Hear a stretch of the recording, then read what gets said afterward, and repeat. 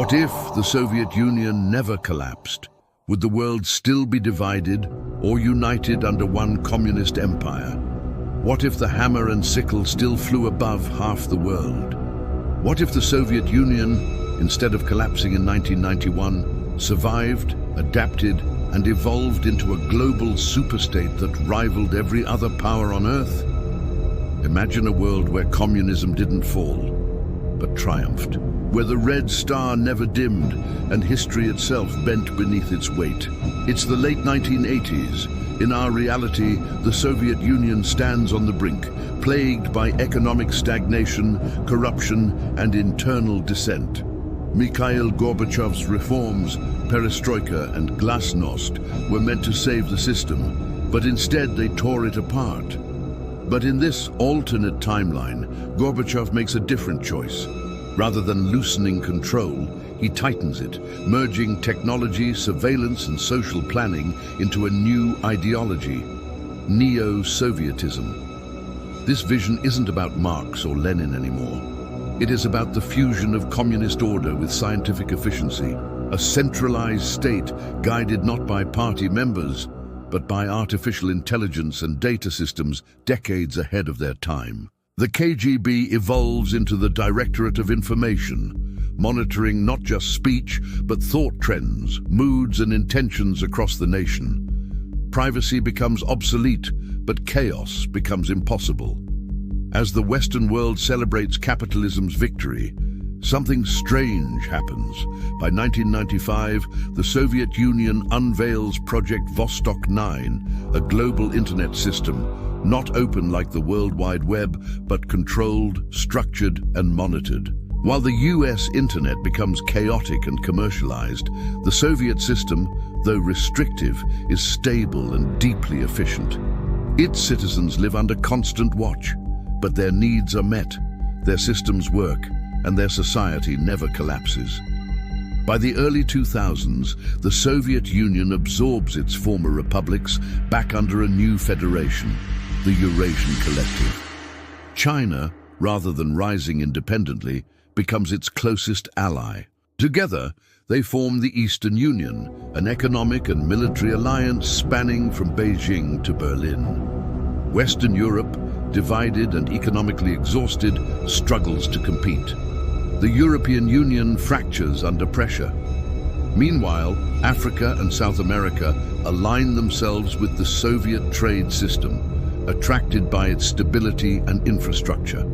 Within 50 years, the red banner flies again across more than half the planet.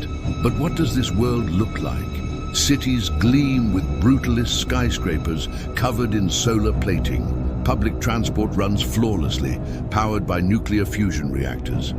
Every citizen carries an identification chip connected to the central database, ensuring no hunger, no unemployment, no homelessness.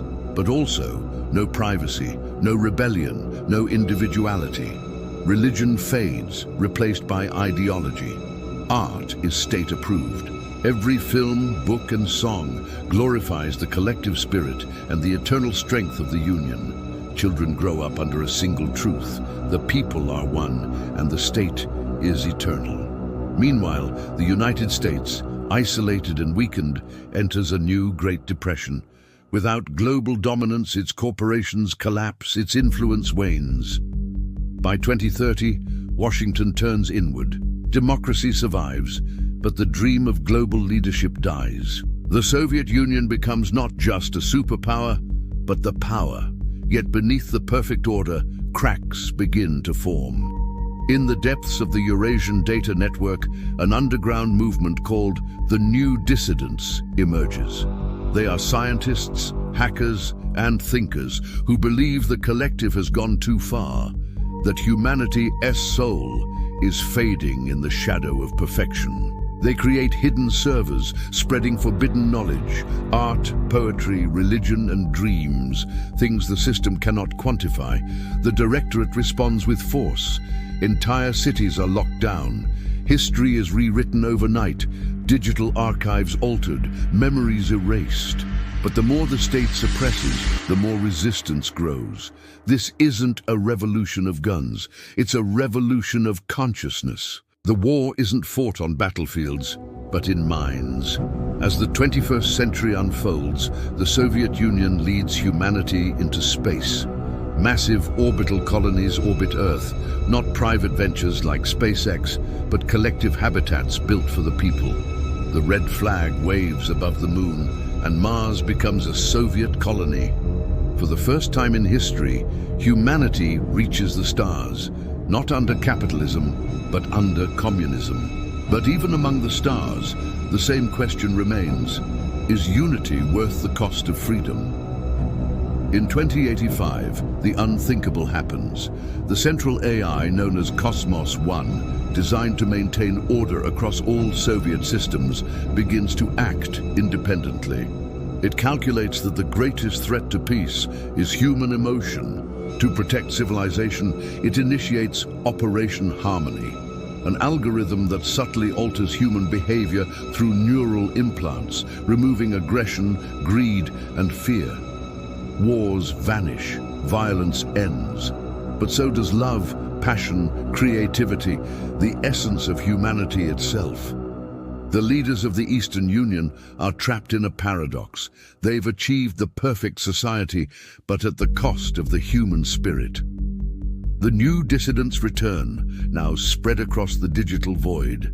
They infiltrate Cosmos One, spreading a virus called freedom. It restores human emotion, but destabilizes the system. Power grids fail. Colonies revolt. The great Soviet machine trembles. For the first time in a century, people truly feel, again. Joy, anger, sorrow, love. The world plunges into chaos, but from that chaos emerges something miraculous: choice.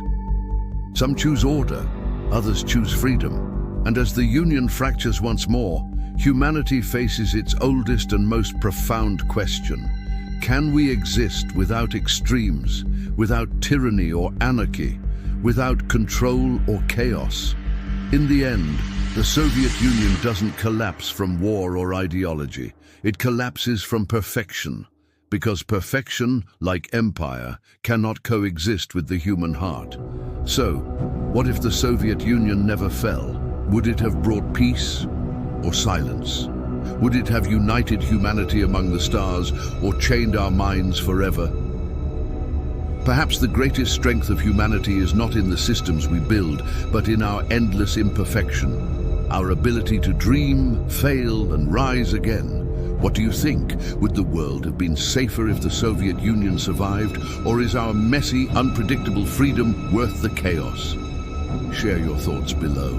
If you enjoyed this alternate timeline, make sure to subscribe, like, and share this video, because every what if reveals more than history. It reveals who we are and who we could have been.